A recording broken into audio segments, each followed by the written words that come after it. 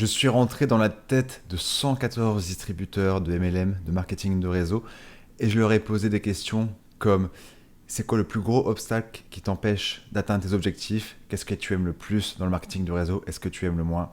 Les résultats, c'est tout de suite.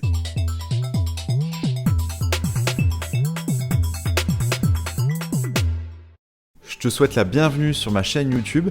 Je m'appelle Guillaume Ringot et sur cette chaîne YouTube, tu y verras les enregistrements de mon podcast La face cachée du MLM.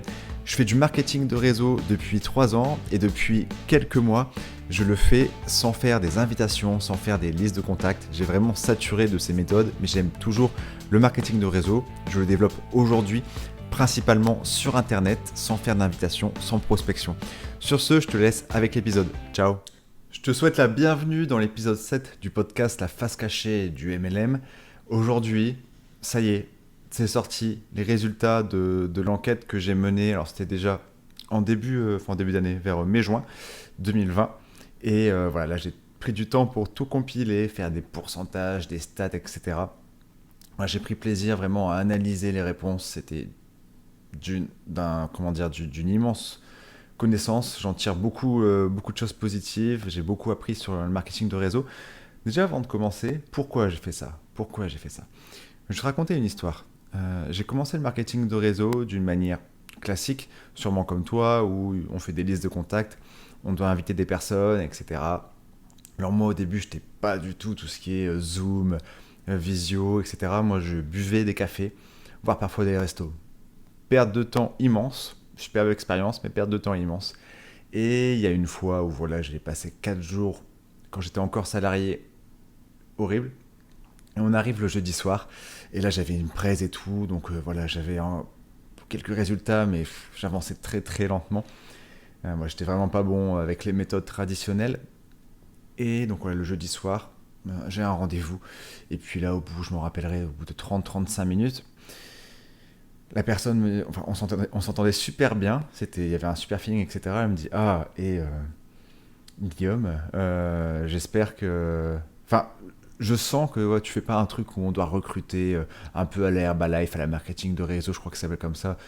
Je sens que tu fais pas ça, toi. Et du coup, j'ai esquivé la réponse. J'ai dit, ah non, non, non. Et puis, au final, je lui ai pas présenté le projet.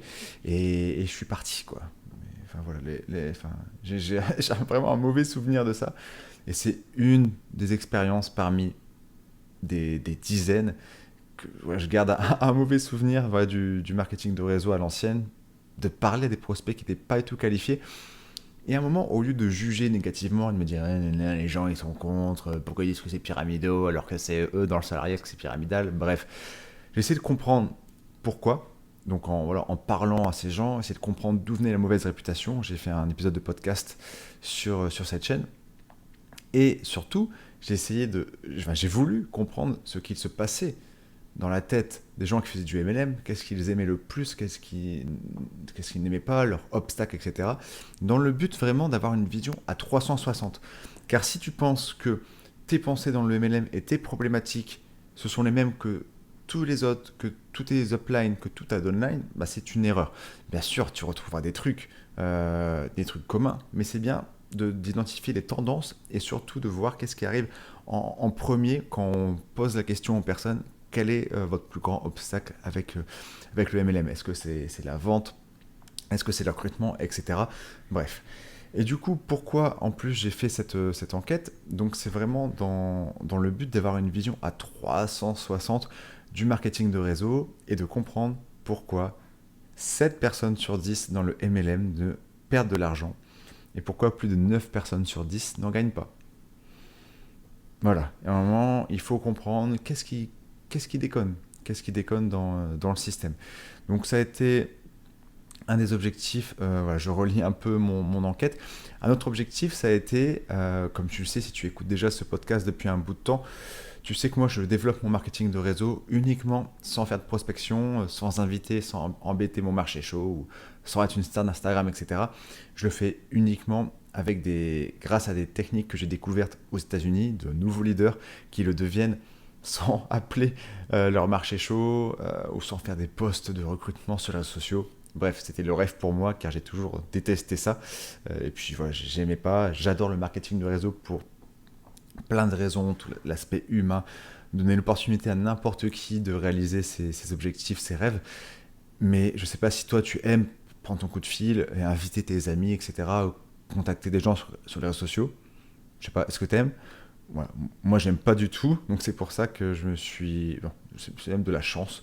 Je me suis donné l'opportunité, mais j'ai eu la chance de découvrir des techniques en fait de distributeurs américains qui recrutaient sans prospecter. Et avant de faire ça dans le marché français, j'ai voulu comprendre voilà, s'il y avait des différences entre le marché US et le marché français, pour peut-être adapter d'une manière différente les techniques que j'ai découvertes. Donc ça, c'était une de mes objectifs. Et voilà, je veux partager ces résultats avec toi, peu importe toi MLM. Je suis pas ici pour pitcher mon marketing de réseau, pour te pitcher mon produit révolutionnaire qui va te faire ça, ça, ça. Non, moi, c'est pas du tout mon but. Peu importe ton marketing de réseau, trading, voyage, beauté, bien-être, sport, nourriture pour chien aussi, j'avais vu. Tu es le bienvenu, peu importe, partage ça avec ton équipe. Tu apprendras pour développer ton propre MLM. On va commencer déjà avec les résultats. Alors, avant les résultats, comment j'ai procédé? Quelle a été ma méthodologie? Il faut savoir que je me suis créé un nouveau compte LinkedIn et un nouveau compte Facebook car je voulais vraiment partir de zéro pour prouver en fait que les méthodes que je développe, les nouvelles méthodes, alors juste un truc, je vais l'enlever, les nouvelles méthodes des USA, je voulais vraiment, en fait, pas. Parce qu'on entend beaucoup des nouveaux profils qui utilisent des méthodes nouvelles, mais qui avant étaient déjà des stars des réseaux sociaux, ou étaient déjà une star dans le MLM. Non.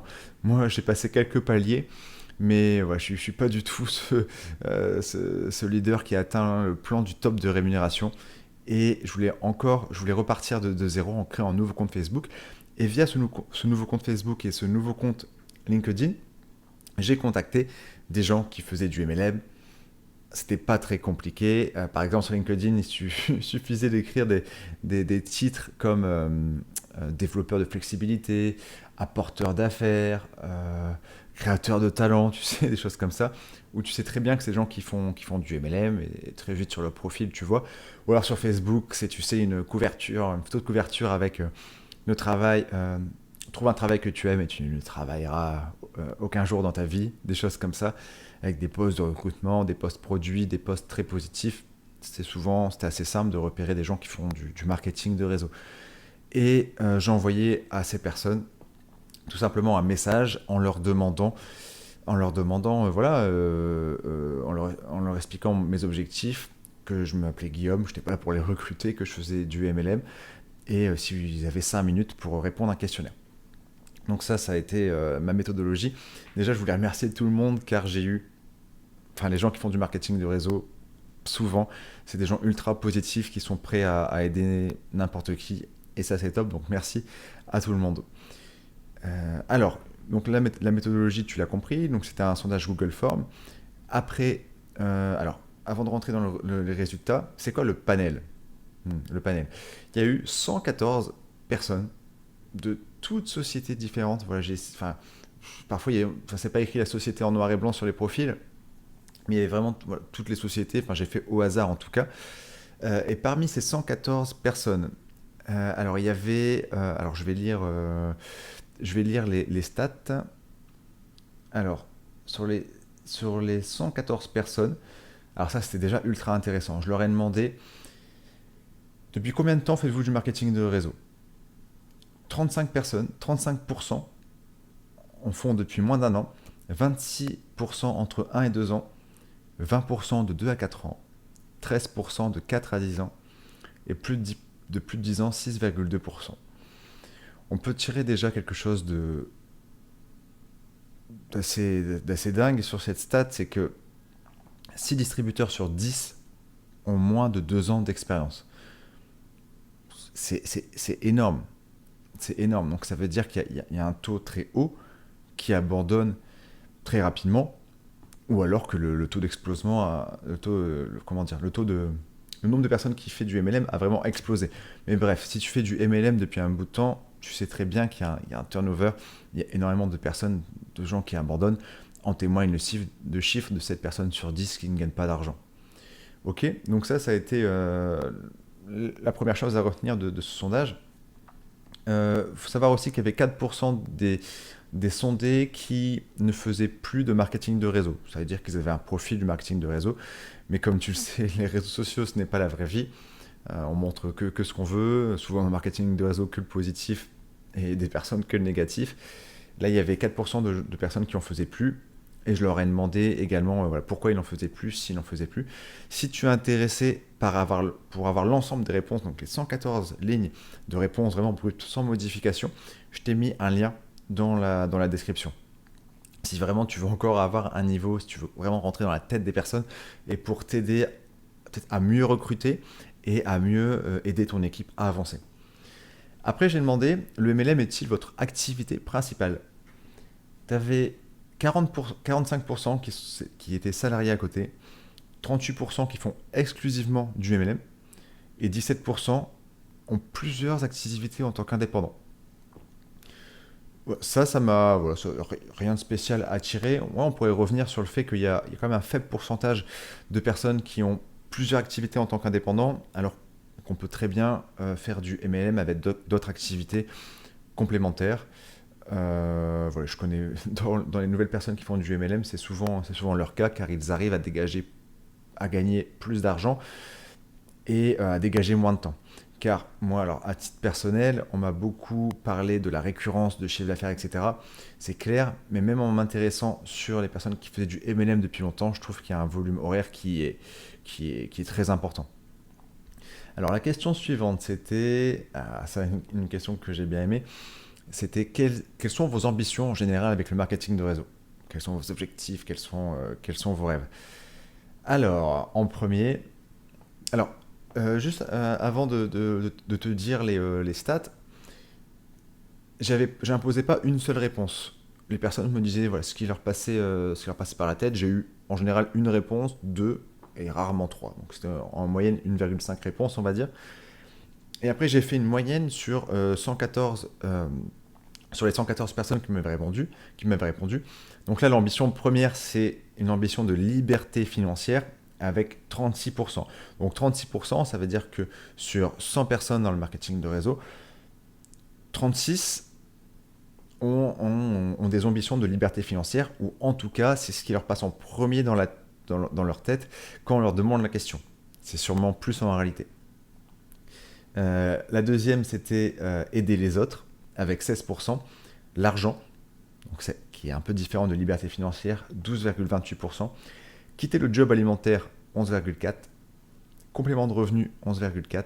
Développement personnel, 8%. Et après, on est entre 6 et 2%. Développer son réseau, lien social, une flexibilité de temps, devenir indépendant, arriver au top du plan de rémunération, j'aime bien celle-là. Liberté géographique, liberté, réaliser mes rêves, avoir plus de temps, devenir leader, changer le monde et flexibilité de travail. Ce qui fait que... alors, j'ai plus les stats là, mais on est à plus de 2 personnes sur 3 qui a une réponse par rapport à l'argent, si j'accumule liberté financière, complément de revenu, top du plan de REM.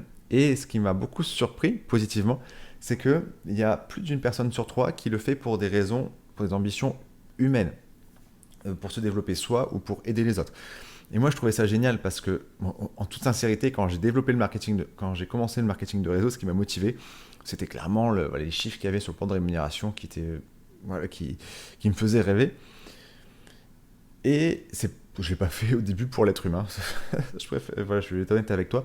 Par contre, quand tu commences à comprendre le métier, que tu amènes des personnes que tu as parrainées à avancer, à les voir sur scène en train de parler, etc., ça c'est génial. Et maintenant, c'est vraiment quelque chose qui arrive haut dans mes objectifs, d'aider les autres à avancer. Après, j'ai demandé la question...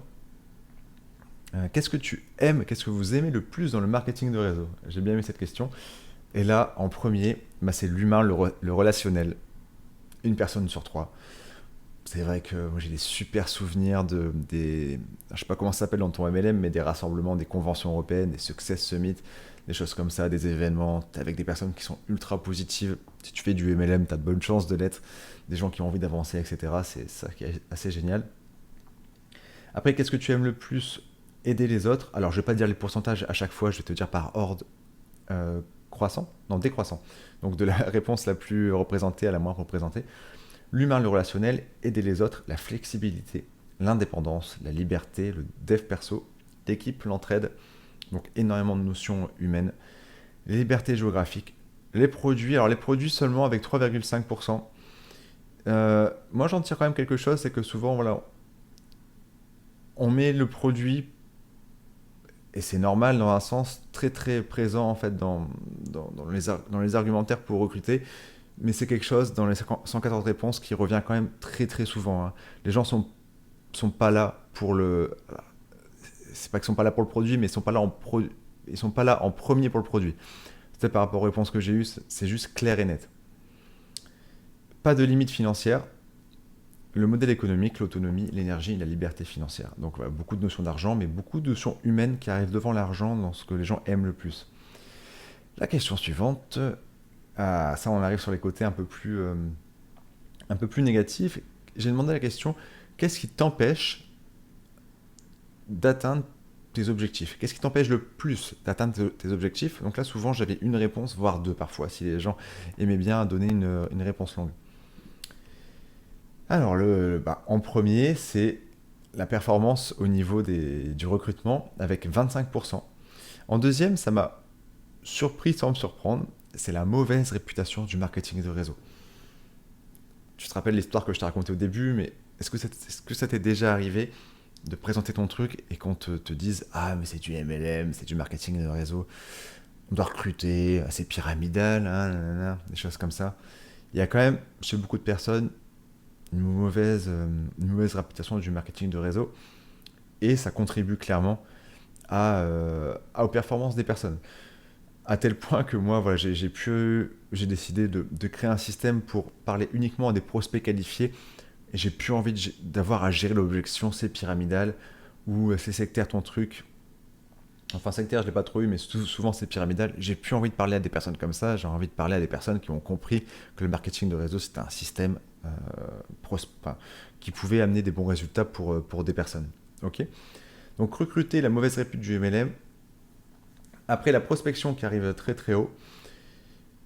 Donc la prospection, après la vente, recrutement de qualité, la peur du jugement, le manque de temps, trouver des personnes qualifiées, la duplication, la communication, l'organisation, trouver des prospects, le closing, et après on arrive à des choses à moins de 3%, où il y a beaucoup de choses sur la régularité, le rejet du marché chaud, ça c'est revenu énormément des personnes qui ont des gros problèmes, ou qui ont eu des gros problèmes avec ça. Donc voilà, ce qui t'empêche d'avoir succès. Donc qu'est-ce qu'on peut tirer de ça? Donc j'ai un peu regroupé les questions par thématique. C'est qu'il y a plus d'une personne sur trois qui estime que voilà, la qualité de son recrutement impacte, c'est ce qui empêche d'atteindre les objectifs. Et un truc qui m'a surpris également, c'est que plus d'une personne sur cinq est consciente que la prospection, c'est ce qui les empêche d'atteindre leur objectif. Dans le sens où soit ils ne savent pas comment prospecter prospecter des prospects qualifiés, soit ils n'aiment pas tout simplement. J'ai eu des personnes qui me disaient moi j'aime pas prospecter, du coup ça m'empêche d'atteindre mes objectifs, car je sais pas, hein, moi j'ai jamais aimé ça, hein. J'ai jamais aimé ça, envoyer des invitations sur les réseaux sociaux, créer du lien, j'ai jamais aimé.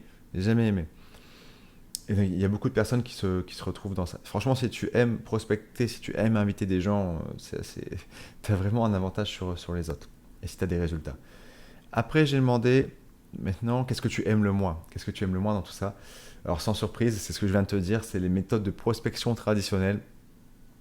Contacter des gens sur les réseaux, prendre son téléphone pour appeler des gens. Les gens n'aiment pas ça.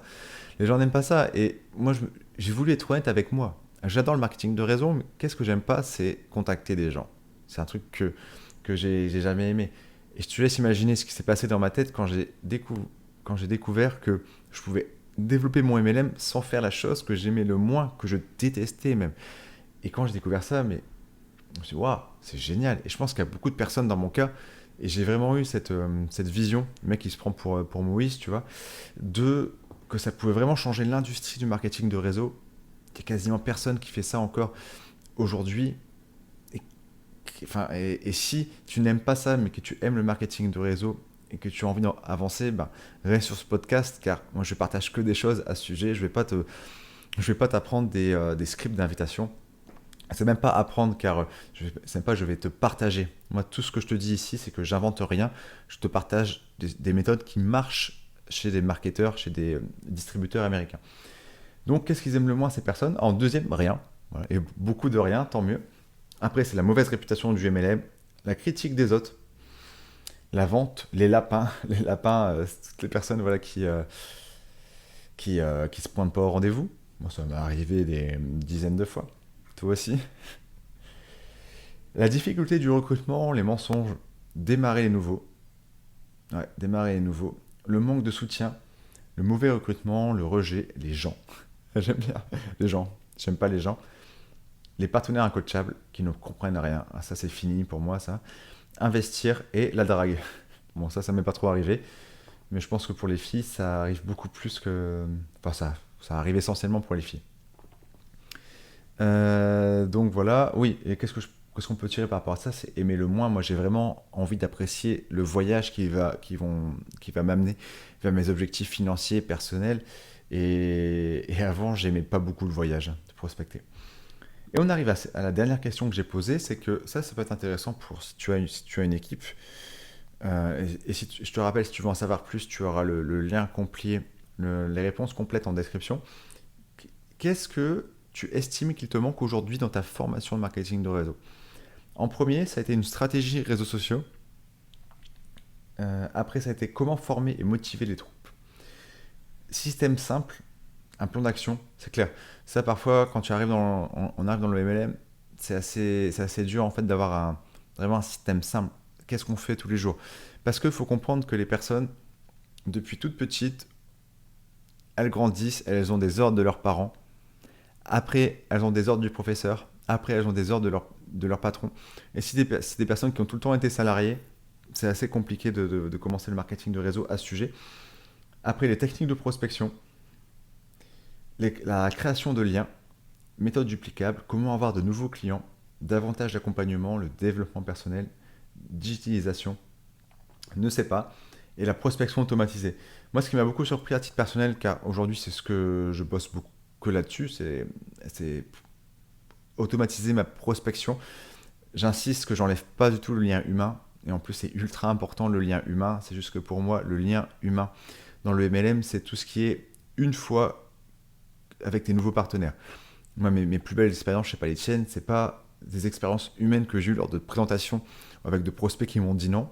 Ça m'a fait grandir, certes, mais pour moi, c'était les relations que j'ai créées avec les personnes qui étaient dans mon équipe.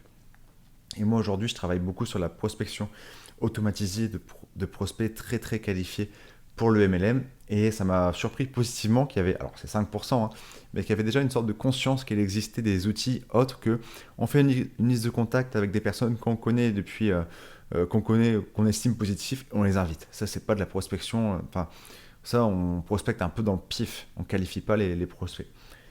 Donc, bah voilà, ça c'était une question. Il y a une autre question, c'était si tu revenais au début de ton marketing de réseau, qu'est-ce que tu aurais aimé avoir en plus dans ta formation?